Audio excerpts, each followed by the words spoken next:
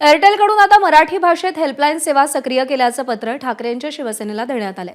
कांदिवलीतील Airtel गॅलरीमध्ये मागच्या आठवड्यामध्ये मराठी विरुद्ध हिंदी वाद पाहायला मिळाला होता। हिंदी भाषेचा आग्रह करत महिला कर्मचाऱ्यानं अरेरावी केली होती।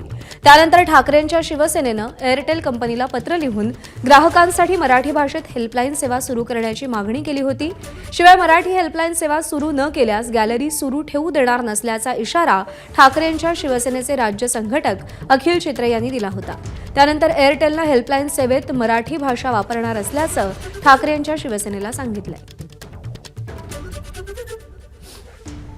काल एअरटेलने लेखी स्वरूपात हे दिलेलं आहे की मुंबई महाराष्ट्रात मराठीमध्ये सेवा हे त्यांच्या सगळ्या हेल्पलाईन सर्व्हिसेसवर हे सुरू करण्यात आलेले आहे। मोठ्या प्रमाणात मराठी तरुण तरुणींना त्यामुळे रोजगार उपलब्ध होणार आहे, कारण तिथे मराठी बोलणारे एक्झिक्युटिव्ह लागतील आणि त्याच प्रकारे लवकरात लवकर मुंबईसाठी 3 डेडिकेटेड वेगळे नंबर्स हे सुरू करतील अशा प्रकारचं आश्वासन देखील एअरटेल तर्फे देण्यात आले आहे। एबीपी माझा, उघडा डोळे बघा नीट।